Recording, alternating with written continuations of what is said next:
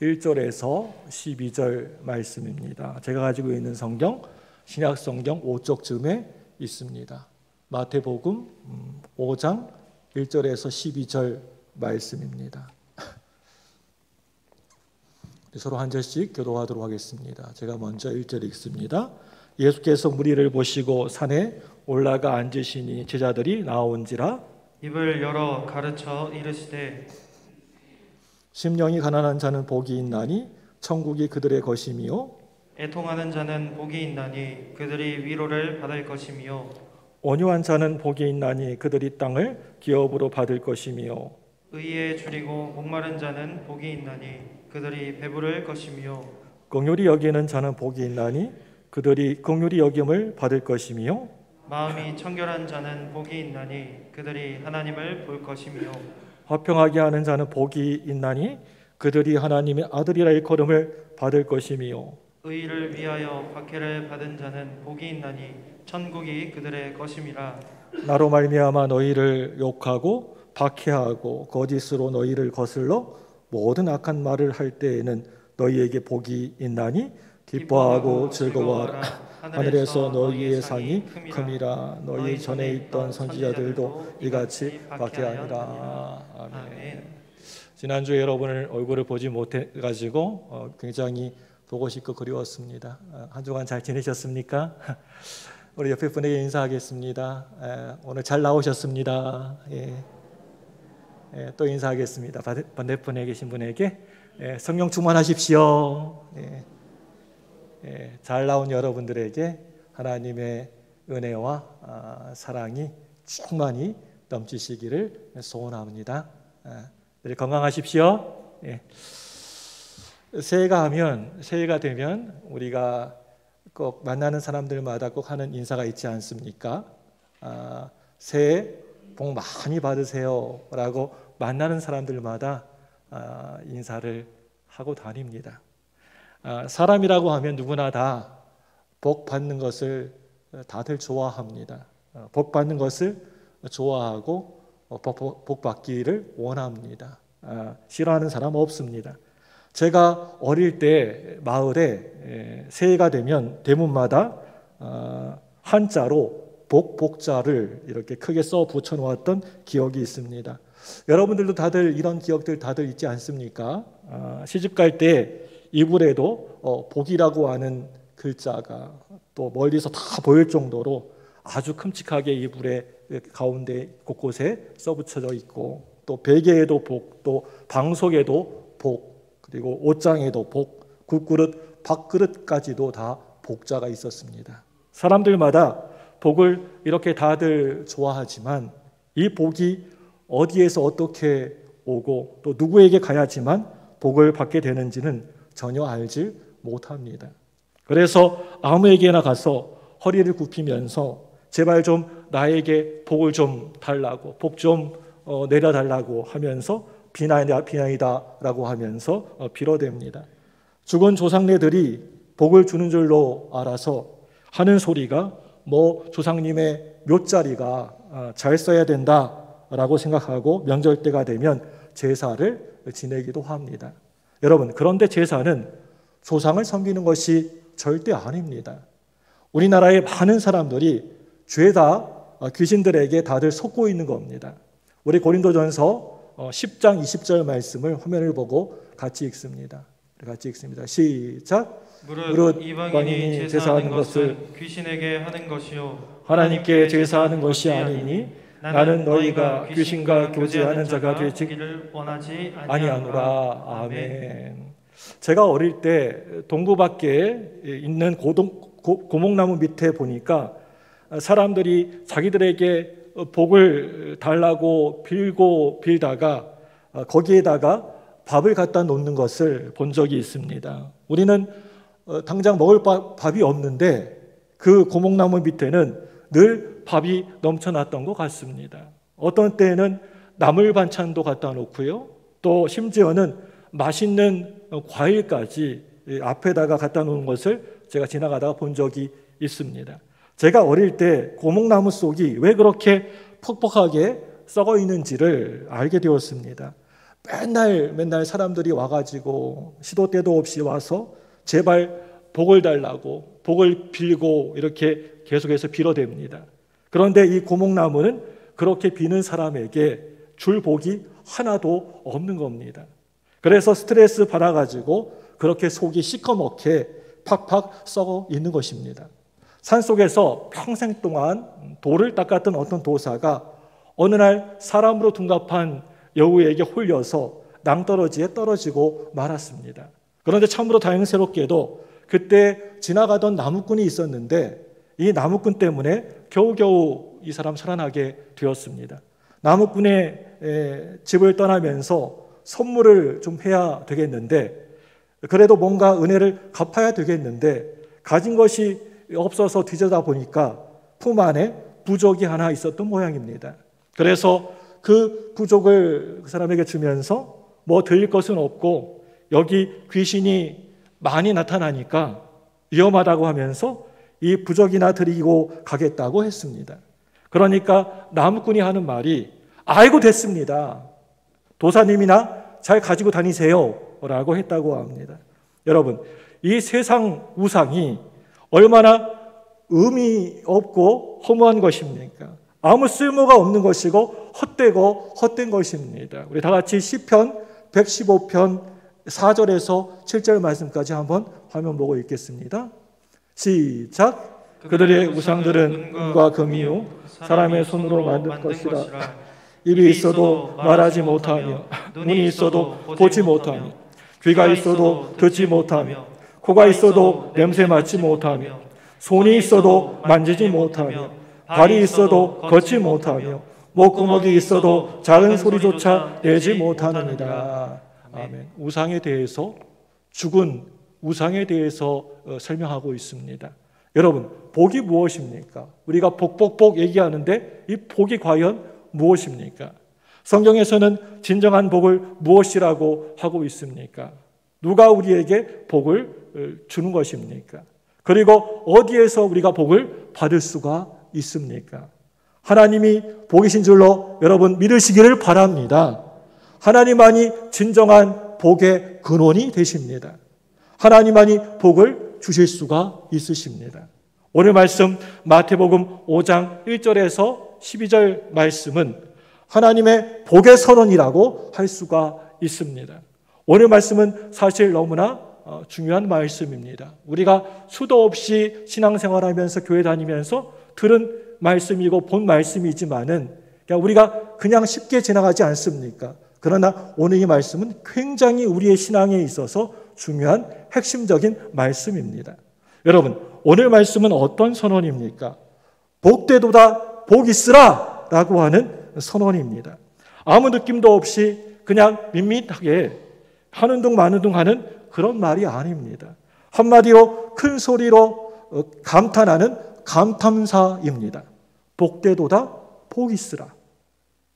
오늘 이 시간 우리들이 함께 살펴보고 있는 마태복음에는 여러분들도 너무나 잘 알고 있는 것처럼 예수님의 주옥 같은 보석과 같은 5편의 설교가 나오는 것을 볼 수가 있습니다.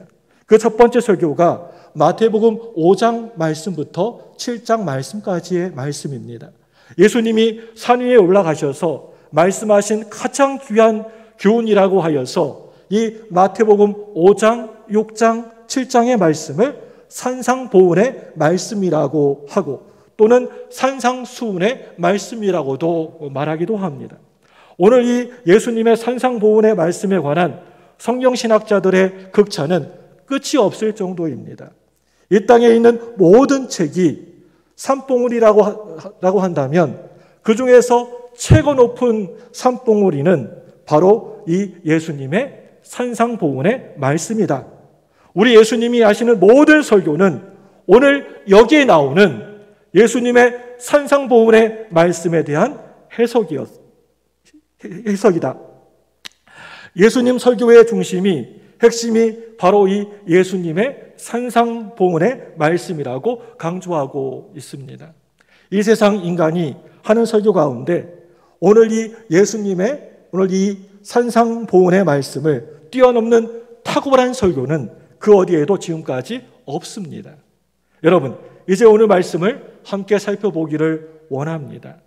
요즘 많은 설교자들이 성경 본문을 은혜스럽게 읽은 다음에 예배 시간에 몇 장부터 몇 장까지 읽겠습니다 라고 은혜스럽게 읽은 다음에 말씀은 전혀 전하지 않고 딴소리만, 세상 소리만, 정치 얘기, 세상 돌아가는 소리만 늘어놓는 경우가 많은 것 같습니다. 참으로 속상하고 안타까운 모습이라고 생각합니다. 저는 오늘 오직 말씀을 중심으로 설교를 하도록 하겠습니다.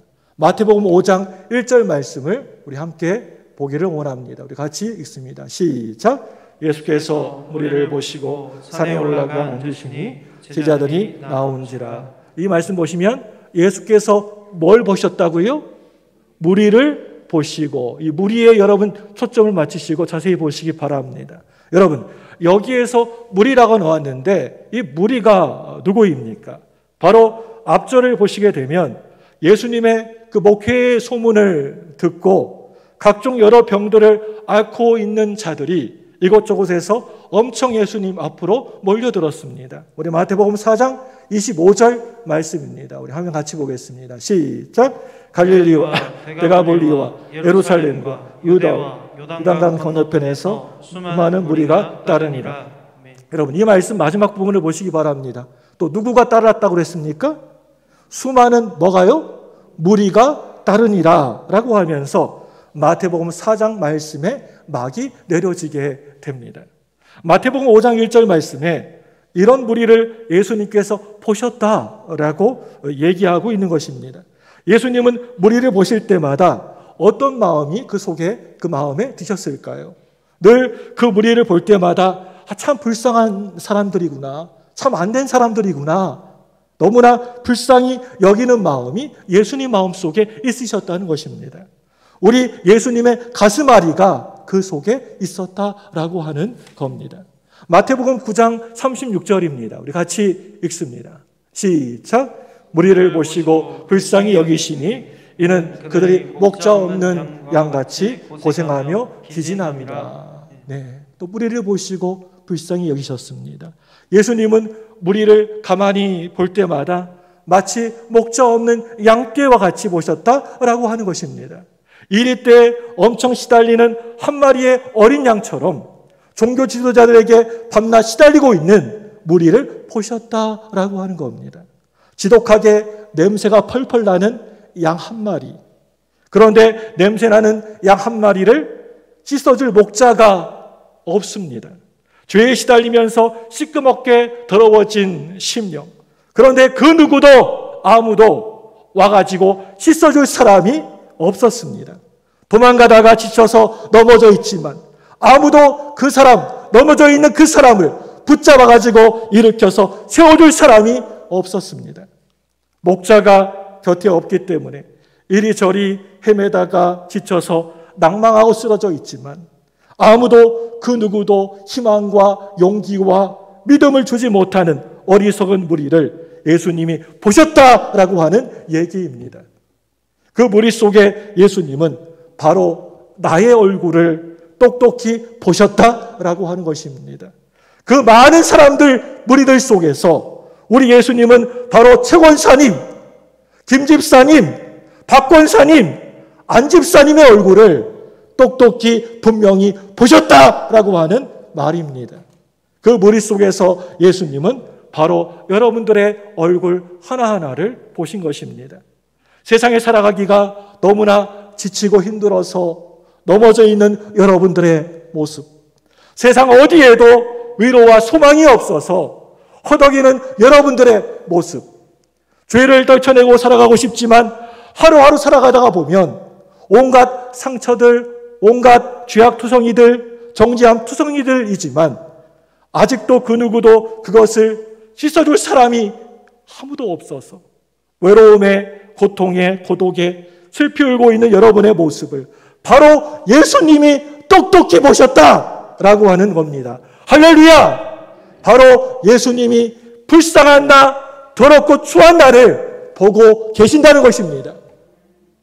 예수님이 무리를 보신다라고 하는 것은 지금 똑바로 나만 집중하셔서 주시하시고 보고 계신다라고 하는 겁니다. 예수님이 무리를 보시고 산에 올라가 앉으시니 제자들이 나온지라. 오늘 이 짤막한 말씀이 너무나 그냥 휘길거 볼 때 별것도 아니고 간단하고 단순한 얘기같이 그렇게 보이지만 이 짧은 한 절의 말씀 속에 저는 많은 의문점을 가지게 되었습니다. 너무나 짧은 말씀이지만 마태 신학에서 굉장히 중요한 문제들을 담고 있습니다. 오늘 이 말씀을 보면 병들고 지친 무리를 이끌고 왜 예수님이 산으로 가셨을까? 병자들 사이를 막 뛰어다니면서 병자들을 고쳐도 시간이 부족할 판인데 왜 그냥 가만히 그 자리에 앉으셔서 말씀만 하고 계시는 것일까? 무리를 보시고 산에 가시니 제자들이 나아왔다라고 하고 있는데 그렇다면 또 하나의 의문점이 생기게 됩니다. 무리는 도대체 어디에 갔다는 말인가? 무리는 상등성까지 따라오지 못했다는 얘기인가? 도대체 무리와 제자들의 관계가 어떤 관계를 가지고 있는 것인가? 아주 짧은 구절의 말씀이지만 많은 질문을 던질 수 있는 말씀이라고 생각합니다. 마태복음을 보니까 무리를 보시고 제자들과 함께 산으로 가신 예수님이라고 마태는 설명하고 있는 것 같습니다. 그런데 똑같은 그러한 말씀을 다루고 있는 그 다른 복음서 누가복음을 보시면 산이라고 하는 장소는 예수님이 늘 기도하는 자리로 소개되어지고 있습니다.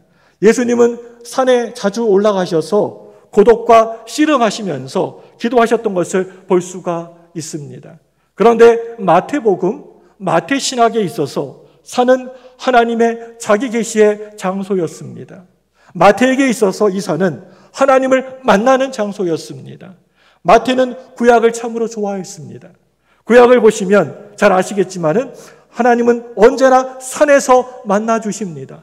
여러 장소가 있었지만은 들판도 있었고 또 바다도 있었고 여러 장소가 있었지만은 굳이 하나님께서는 산에서 자주 만나 주십니다. 산은 하나님을 만나는 장소입니다. 이 산은 하나님의 자기 계시의 장소로 마태는 이해하고 있었던 것 같습니다. 하나님은 모세에게 말씀하실 때 어디로 인도하셨습니까? 시내산으로 인도하셨습니다. 하나님은 아브라함에게 최종 사랑을 확인하실 때 어디에서 확인하셨습니까? 모리아산으로 인도하셨습니다. 엘리야 선지자에게는 갈멜산에서 역사하셨습니다. 예수님은 변화산에서 하나님을 만나셨습니다. 또한 예수님은 십자가에 달려 돌아가신 다음에 어디에 묻히셨습니까? 산에 묻히셨습니다. 그리고 산에서 다시 부활하셨습니다. 산에서 승천하셨습니다. 이와 같이 마태 신학에 있어서 이 산은 하나님을 믿는 백성들이 하나님을 만나는 장소 자리였습니다. 주의 성산에 오를 자가 누구냐? 오늘날의 이 산이 어디입니까? 어디가 이 산입니까? 바로 교회입니다. 지금 우리가 함께 모여가지고 이 시간 이렇게 모여서 함께 예배드리고 있는 이 교회가 산인 줄로 믿습니다. 세상에서 시달리고 지친 영혼들, 예수님을 위하여서 모든 것을 다 버려두고 따랐던 제자들, 그런 사람들을 인도하여서 교회로 인도하신 것입니다. 하나님은 산에도 있고 바다에도 있고 들판에도 있고 길거리에도 있지만은 하나님은 교회에 있는 줄로 믿습니다. 그것이 바로 산에 오르시니라고 하는 말씀입니다. 그리고 산에 올라가 앉으시니라고 하는 말씀이 또 나옵니다. 여기에서 앉으시니라고 하는 말씀에 여러분 집중해서 보시기 바랍니다. 이것은 왕의 권위를 나타내는 단어라고 할 수가 있습니다. 이 말씀은 지금 하나님 나라의 대헌장을 예수님이 선포하고 계시는 순간입니다. 그 당시에 유대 랍비들은 자신의 권위를 사람들에게 나타날 때 어떻게 했습니까? 주로 앉아가지고 가르쳤습니다. 왕은 앉아서 말하고 신하들은 일어나서 그 말씀을 들었습니다. 하나님 나라의 위대한 말씀을 선포하시면서 예수님은 왕으로서 지금 앉아 계시는 것입니다. 백성들을 향하여서 하나님의 나라에 대한 말씀을 선포하고 계시는 것입니다. 이것이 오늘 말씀에서 앉으시니라고 하는 말씀 속에 담겨져 있는 내용입니다. 제자들이 나아온지라. 여러분, 그렇다면 무리는 어디로 간 것입니까? 예수님의 산상보훈의 설교를 듣고 있는 청중들이 오늘 말씀에 나오는 무리인가? 아니면 제자인가? 무리와 제자를 다 포함하는 것인가? 이것은 어떻게 보면 대단한 중요한 의미를 가지고 있습니다. 1절 말씀만 똑 떼어서 보면 산상보훈의 청중은 분명히 제자들에게만 국한되어지는 것처럼 보여지기도 합니다. 오늘 말씀을 자세히 집중해서 보지 않고 이 말씀을 슬쩍 지나가면서 보게 되면 예수님이 보신 것은 무리였지만 산 언덕까지 따라온 사람은 제자들인 것처럼 되어져 있습니다. 지금까지 전통적으로 그렇게 다들 이해를 해왔습니다. 그동안 중세까지 천주교 신학이 그런 식으로 가르쳐왔기 때문에 우리 개신교 개혁주의 신학자들도 성경학자들도 그것을 아무런 생각 없이 그대로 무분별하게 받아들인 것 같습니다. 천주교 신학에서 가만히 보면 이원화된 신학이 가끔씩 있는 것을 보게 됩니다. 성직자 그룹과 평신도 그룹을 늘 딱 나누어서 생각해 왔습니다. 하나님의 교훈의 말씀들도 일반 성도들을 위한 교훈과 성직자들과 수도자들이나 받을 수 있는 메시지가 서로 따로 있다라고 그렇게 생각을 해왔습니다. 그래서 여기에서 산상보훈의 말씀은 무리는 도무지 이해할 수 없고 받을 수도 누릴 수도 없는 차원 높은 교훈이라고 생각을 해왔습니다. 그런데요, 저는 굳이 오늘 이 말씀을 무슨 제자냐, 무리냐로 구분하고 싶지는 않습니다. 제 생각에는 여기에서 무리와 제자를 나눌 필요가 없다라고 생각합니다. 그게 중요한 게 아니라고 하는 겁니다. 산상보훈은 마태복음 5장, 6장, 7장 말씀으로 이어지는 아주 긴 설교의 말씀입니다. 마태복음 5장 1절 말씀에 보면 무리를 보시고 제자들에게 말씀하신 것처럼 그렇게 되어 있지만 이제 설교가 거의 다 끝나가는 7장 28절 말씀에 보면 이렇게 되어 있습니다. 우리 마태복음 7장 28절 같이 읽습니다. 시작!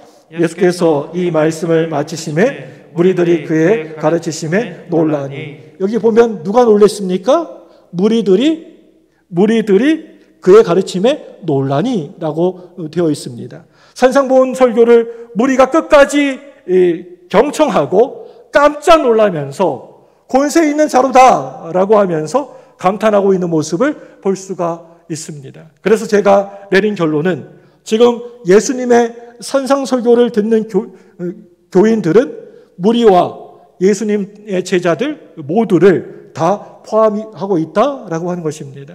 오늘 이 팔복의 말씀은 너무나 부족하고 연약한 무리에게 강요하는 율법이나 명령이 절대 아닙니다.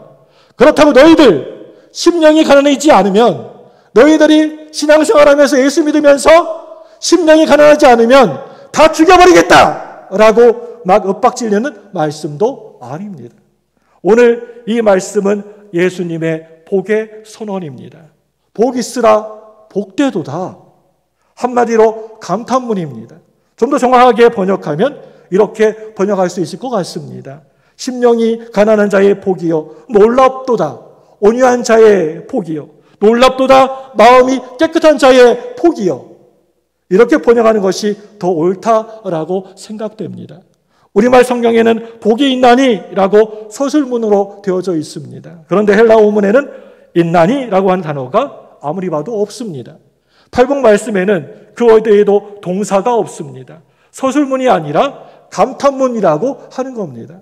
예수님을 찾아온 병들고 지쳐있는 무리들에게, 그리고 예수님을 위하여서 모든 것을 다 버려두고 따라 나선 제자들에게 예수님이 일방적으로 복을 선언하고 계시는 것입니다.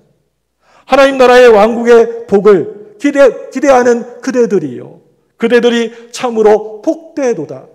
내게 나오는 자, 주께 나오는 자, 메시아를 기다리는 그대들이여 참으로 복되도다. 너희들은 복된 존재가 되었도다 라고 선포하고 계시는 것입니다. 예수님의 복의 선언, 이게 바로 지금 우리들이 드리고 있는 예배라고 하는 것입니다. 오늘 여러분이 이곳에 이 시간에 왜 나오셨습니까? 비도 주룩주룩 오는데 집에서 부침개나 먹으면 좋겠는데 왜 그런 것들 팽개치고 왜 교회에 이 시간에 비 오는 날에 나오신 것입니까? 여러분들이 얼마나 복된 존재인지, 하나님의 자녀가 되었다라고 하는 것이 그게 얼마나 어마어마한 복인지 이것을 여러분들이 분명히 확인하고 이것을 듣기 위해서 이곳에 이 자리에 나오신 줄로 믿습니다. 마태복음 4장 말씀에서 예수님이 천국 복음을 담대하게 선포하시는 것으로 되어 있습니다. 회개하라, 천국이 가까이 왔느니라. 그런데 본격적으로 설교를 하시고 천국을 가르치신 것은 마태복음 5장 말씀, 오늘 말씀부터입니다. 드디어 예수님이 입을 여셨습니다. 우리 마태복음 5장 2절입니다. 우리 2절 같이 읽습니다. 2절 시작. 입을 열어 가르쳐 이르시되. 드디어 우리 예수님께서 입을 여셨습니다. 가끔 정치가들은 내가 입만 열면 여러 사람 다친다고, 내가 입을 열면 너희들 한 방에 훅 날아간다고 라고 그렇게 얘기를 합니다. 그런데 예수님의 입은 사람을 절대 아프게 하거나 다치게 하는 입이 아니셨습니다. 사람을 죽이는 입이 아니셨습니다. 한 방에 사람을 날려버리는 그런 입이 아니셨습니다. 예수님의 입에서 나오는 말씀은 죽었던 사람도 다시 살리시는 말씀인 줄로 믿습니다. 단 한 방에 사탄을 물리치시고 단 한 방의 죄로 인하여서 영원히 죽을 수밖에 없는 사람을 구원하는 말씀입니다. 예수님의 입은 태초에 말씀으로 천지를 창조하시던 바로 그 입이셨습니다. 구약에서 너무나 오랫동안 불완전한 인간의 입을 빌려서 말씀하시더니 드디어 직접 오시어서 말씀하시기 시작하셨습니다. 바로 마태복음 5장 2절 말씀이 바로 이런 의미입니다. 예수님이 이 땅에 사람의 몸을 입으시고 친히 오셔서 드디어 입을 열기 시작하신 것입니다. 그 말씀에 따라서 저 천국이 이 땅 가운데 온전히 이루어지게 될 줄로 믿으시기를 바랍니다. 그 말씀을 따라서 죽었던 생명이 다시 살아나게 될 줄로 믿으시기 바랍니다. 그 말씀과 함께 이 나라와 민족이 살아나게 될 줄로 여러분 믿으시기를 바랍니다. 그 말씀과 함께 언젠가는 반드시 최후의 심판이 이루어지게 될 줄로 믿으시기를 바랍니다. 유대인 지도자들이 네가 누구냐라고 물었을 때 예수님이 뭐라고 대답을 하십니까? 요한복음 8장 25절 말씀입니다. 같이 읽습니다. 시작. 그들이 말하되 네가 누구냐? 예수께서 이르시되 나는 처음부터 너희에게 말하여 온 바니라. 예, 여러분 그렇습니다. 나는 말씀으로 천지를 창조한 자다. 나는 구약에서 수도 없이 예언된 바로 그 메시아다. 예수님이 처음 입을 열어서 말씀하신 이 순간을 히브리서 기자는 히브리서문을 활짝 열면 우리 1장 1절 말씀에서 이렇게 말합니다. 우리 히브리서 1장 1절 말씀 같이 읽습니다. 시작. 옛적에 선지자들을 통하여 여러 부분과 여러 모양으로 우리 조상들에게 말씀하신 하나님이 이 모든 날 마지막에는 아들을 통하여 우리에게 말씀하셨으니 이 아들을 만유의 상속자로 세우시고 또 그로 말미암아 모든 세계를 지으셨느니라. 아멘. 오 영광이여 감탄이로다. 하나님이 인간의 몸을 입고 이 땅에 친히 오셔서 드디어 입을 열어 말씀하십니다. 예수께서 입을 열어 가르쳐 이르시되, 이 얼마나 우리의 가슴을 막 쿵쾅쿵쾅 뛰게 만들고 우리를 흥분시키는 말씀입니까? 하나님의 아들의 입을 통하여서 이젠 직접 흘러나온 그 말씀을 온 인류는 이제 직접 듣고 있는 것입니다. 그분이 입을 여실 때 그동안 닫혀 있었던 천국의 문이 활짝 열려지게 되는 것입니다. 마지막 날에 그분이 입을 한번 크게 여실 때 이 세상의 온 천지는 무서워 벌벌 떨면서 사나 나를 가려라, 바위야 나를 가려라. 의인이 두려워서 떨게 될 것입니다. 악인이 두려워서 떨게 될 것입니다. 오늘 저와 여러분들은 그 입의 말씀을 듣기 위해서 오늘 이 시간에 하나님의 집에 다 나오신 것입니다. 여러분 그렇지 않습니까? 그래서 거룩한 산에 함께 따라 나온 것입니다. 내 평생에 듣던 말씀 또 들려주십시오. 하나님 친히 입을 여시사 내게 말씀하여 주옵소서. 바로 나에게 말씀하여 주옵소서. 오늘 말씀을 보니까 예수님이 입을 열어서 제일 첫 번째로 선언할 말씀이 무슨 말씀이었습니까? 바로 나에게, 여러분을 향하여서 하신 말씀, 복이 있으라. 첫 번째 입을 여셔서 하신 말씀입니다. 왜입니까? 죄 지은 인간이 무엇을 잃어버리고 사는가? 하나님을 떠난 인간이 가장 먼저 입은 손상이 무엇인가? 하나님 앞에 돌아오는 자가 가장 먼저 회복되어야 될 것이 무엇인가? 이런 것에 대하여서 예수님은 너무나 잘 아셨기 때문에 그러신 것입니다. 죄로 인하여서 타락한 인간은 그만 복을 잃어버리고만 존재가 되고 말았습니다. 인간의 타락은 복의 개념의 타락을 가져오고 말았습니다. 하나님께 돌아온 사람은 무엇보다 먼저 복의 상처를 고침받아야 됩니다. 하나님의 형상이 다시 회복되어지게 되면 그동안 잘못되고 왜곡된 복의 개념이 다시 회복되어지게 되는 것입니다. 우리가 세상에 살아가면서 하나님의 은혜로 하나님께로 돌아오기만 하면 땅에 복이 있는 줄로 알고 평생 동안 땅만 바라보며 살다가 이제는 하나님을 바라보게 됩니다. 믿음의 눈으로, 영의 눈으로 하늘을 바라보게 되고 하나님을 바라보게 되는 것입니다. 예수님이 입을 열어서 제일 처음 외치신 말씀이 복이 있으라, 복되도다 라고 하시면서 복을 선언하신 것입니다. 우리는 흔히들 복과 축복을 혼동하여서 쓰고 있지만 사실은 이 복과 축복은 서로 완전 다릅니다. 우리 창세기 12장 1절, 2절, 3절 말씀을 우리 같이 읽습니다. 시작. 여호와께서 아브라함에게 이르시되 너는 너의 고향과 친척과 아버지의 집을 떠나 내가 내게 보여줄 땅으로 가라. 내가 너로 큰 민족을 이루고 내게 복을 주어 내 이름을 창대하게 하리니 너는 복이 될지라. 너를 축복하는 자에게는 내가 복을 내리고 저주하는 자에게는 내가 저주하리니 땅의 모든 축복이 말미암아 복을 얻을 것이냐 하신지라. 아멘. 복에 대해서 얘기하고 있습니다. 이 말씀 보시면 읽다가 보면 복이라는 말도 나오고요, 또 축복이라고 하는 말도 단어도 나옵니다. 그런데 복은 하나님만이 주실 수 있는 것이고 하나님만이 내려주시는 것입니다. 그렇지만 우리 인간은 축복할 수가 있습니다. 다른 사람에게 복을 빌어주는 것입니다. 하나님에게 하나님 저에게 축복해 주십시오, 이런 말은 있을 수가 없는 말입니다. 여러분, 하나님이 누구에게 가서 복을 비시겠습니까? 그냥 복을 주시면 되는 것입니다. 여러분, 축복이 무엇입니까? 복복의 빌축자를 씁니다. 한마디로 누군가에게 복을 빈다라고 하는 것입니다.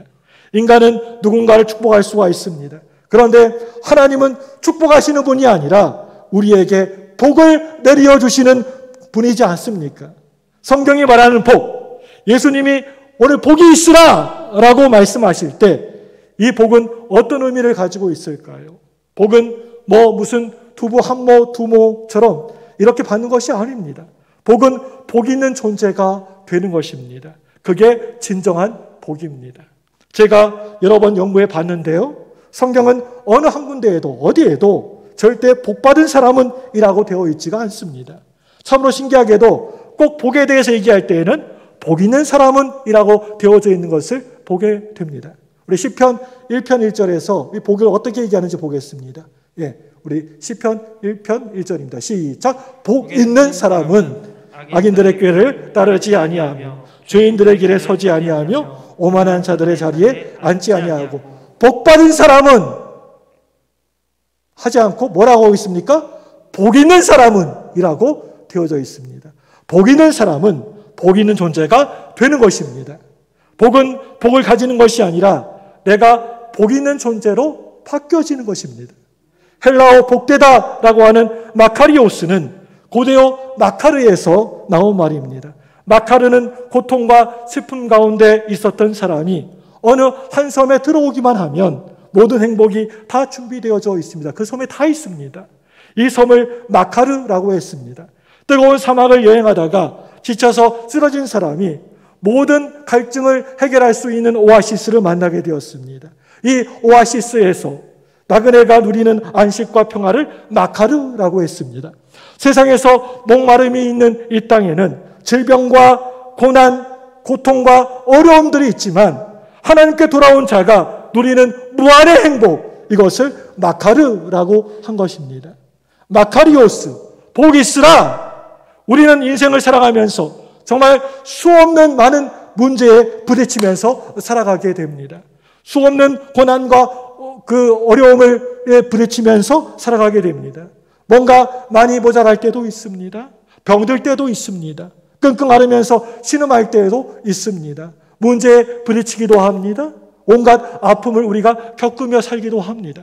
그럴 때 결국에는 하나님이 저와 여러분들을 위하여서 미리 준비해 놓으신 한 섬, 오아시스에 도착하여서 그 복을 누리고 있는 상태가 바로 마카리오스, 복되도다, 예수님 앞에 돌아온 자가 누릴 무궁한 축복을 얘기하는 것입니다. 이 복은 돈이, 물질이 엄청 많고 넘쳐나는 물질적인 것이 결코 아닙니다. 당장 이 땅에 있는 현세적인 것도 아닙니다. 그렇다고 있다가 금방 없어져 버리는 일시적인 것도 아닙니다. 영원한 것입니다. 영적인 복입니다. 어떤 환경에 의해서 있다가 없어지는 것이 결코 아닙니다. 내가 복 있는 존재가 되는 것입니다. 내가 복 있는 존재라고 하는 사실을 깨닫는 것이 그게 바로 행복입니다. 내게 예수 안에서 이런 복이 있다라고 하는 것을 분명히 알고 감사하는 것이 그게 바로 행복입니다. 지난번에 섬기던 교회 지하 새방에서 참으로 힘들고 어렵게 살았던 한 가족이 성도 가운데 있었습니다. 곰팡이가 얼마나 피는지 어린아이가 막 천식에 늘 1년 내내 시달리고 가족들이 감기 한번 걸리면 기침이 끊어지지가 않았습니다. 그러다가 4층 빌라 꼭대기 4층으로 그 집이 이사 가게 되었습니다. 며칠 뒤에 이사했다고 신방을 요청해서 신방을 갔더니 온 가족이 막 거의 거의 통곡을 하는 것처럼 울면서 함께 예배를 드리는 겁니다. 혹시 여러분 중에 지금 지하에 안 살고 지하살이 안 하시고 1층 이상에서 사시는 분들은 오늘부터 울면서 하나님께 감사하시기 바랍니다. 헬런 켈러는 한 번만 볼 수만 있다면, 딱 사흘만 볼 수만 있다면 나는 다시 눈을 감아도 하나님 앞에 감사할 수 있다고 했습니다. 눈 뜨고 세상을 보시는 분들은 감사하시기 바랍니다. 말 못하는 사람들의 감격과 감사가 무엇인지 아십니까? 딱 한 번만 내가 입을 열어서 하나님의 영광을 찬송하고 주고받으면 좋겠다, 소원이 없겠다라고 소원하고 있습니다. 오늘 이 시간에, 예배 시간에 내 입을 열어서 찬송하시는 분들은 하나님께 정말 진심으로 감사하시기 바랍니다. 마카리오스, 복되도다! 이 선언은 예수님 자신의 행복 선언이셨습니다. 예수님의 성품을 본받은 사람이 당연히 누리는 특권입니다. 한국 사람이 이 한국 땅에 살아갈 수 있는 권세가 있는 것처럼 마찬가지로 저 하늘나라 천국 백성이라고 한다면 누구나 누릴 수 있는 행복 선언이 오늘 이 팔복의 말씀입니다. 지금 예수님은 이 시간 여러분 자신을 향하여서 일일이 다가오셔서 복되도다, 복이 있도다 라고 선포하고 계십니다. 이 시간 저와 여러분들에게도 예수님은 동일한 복을 선언하고 계십니다. 심령이 가난한 조목사야, 복되구나, 천국이 네 것이다. 애통하는 조목사야, 복되구나, 내게는 한없는 위로가 있을 것이다. 온유한 조목사야, 복되구나, 땅을 기업으로 받게 될 것이다. 의에 줄이고 목마른 내 아들아, 복되구나, 너는 곧 배부르게 될 것이다. 긍휼히 여기는 내 딸아, 복되구나, 너는 긍휼을 받게 될 것이다. 마음이 청결한 아들아, 복되구나, 너는 하나님을 보게 될 것이다. 화평케 하는 아들아, 딸아, 복되구나, 사람들이 너를 보고 하나님의 아들, 딸이라 일컫게 될 것이다. 할렐루야!